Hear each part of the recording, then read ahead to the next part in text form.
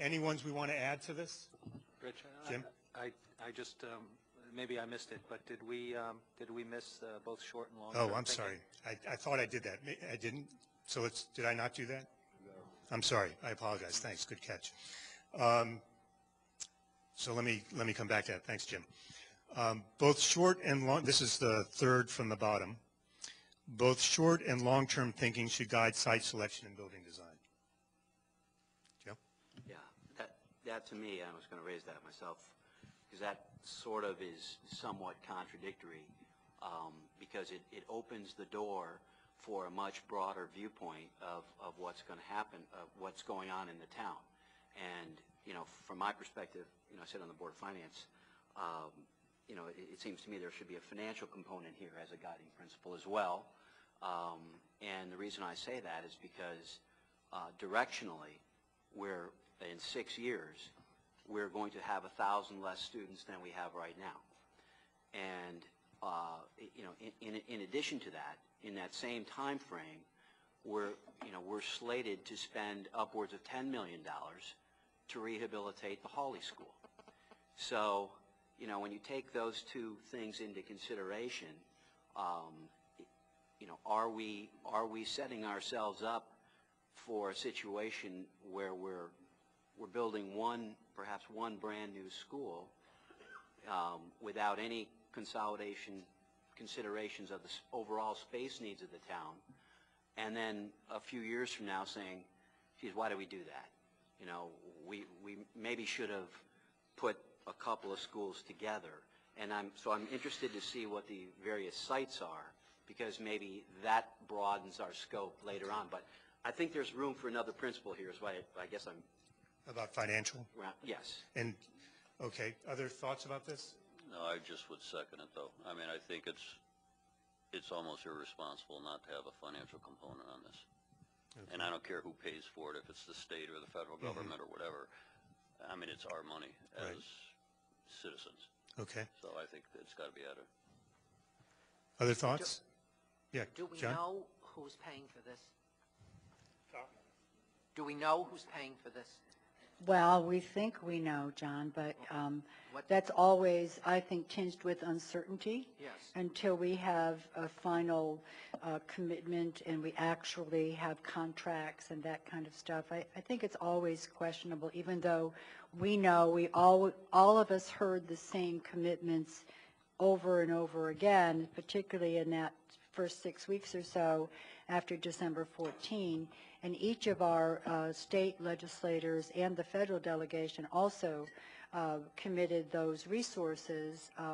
But again, I urge caution always on that assumption. The only observation I would make, if we're going to add to the guiding principles, that we create another column or another area down, because don't forget the guiding principles, the 10 that are here, were derived from constituent conversations. So if we add to those, which I think is fine, we should separate it out because it does not reflect a conversation held with the community constituent groups. Very quickly, but it's already there. I mean, if you're going to include long-term planning, you've got to include some additional principles in order to meet a long-term plan, unless, you know, long-term means right here.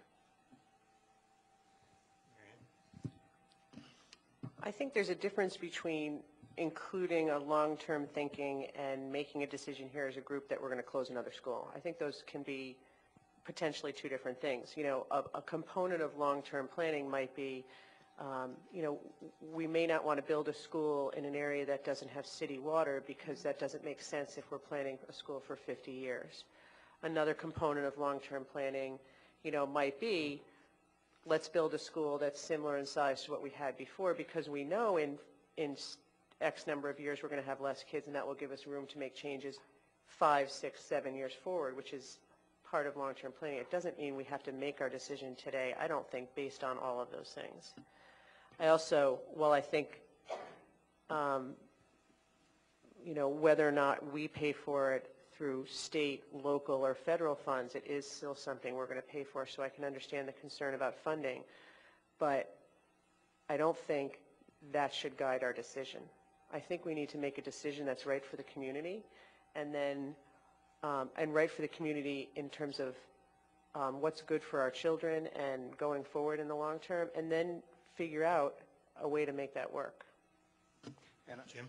yeah, and I agree 100% with Mary Ann. If you speak up, yes. Sure, I agree 100% with Mary Ann.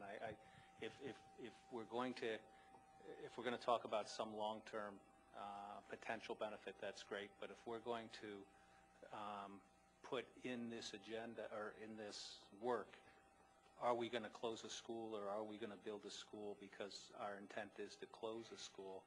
That's a potentially very divisive and distracting issue, which can't necessarily be decided by this group or will be decided in the next year or two. So it may be distracting to the point where, yes, let's take a look at some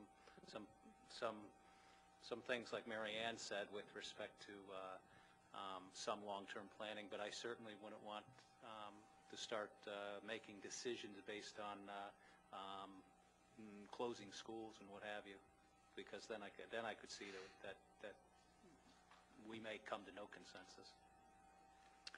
I just have two comments to make. One, the long-term example, long-term planning examples that came up with the constituent conversations had more to do with the point that Mary Ann raised in terms of infrastructure. It's not that those other considerations aren't important, but one of the observations that came up is the presence of city water, sewers, gas lines, those kinds of things as being part of the long-term plan of development of the community.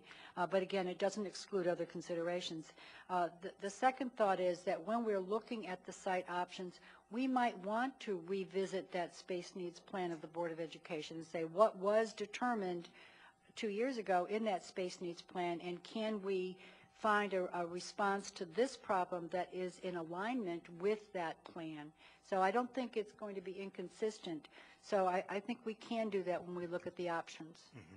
Joseph, does that help in terms of how we move forward so you can live with that? So we've got the financial stuff on the table. We'll work through that and see where that comes up. And if you don't think we're adequately dealing with it, I hope you raise it as we move through this.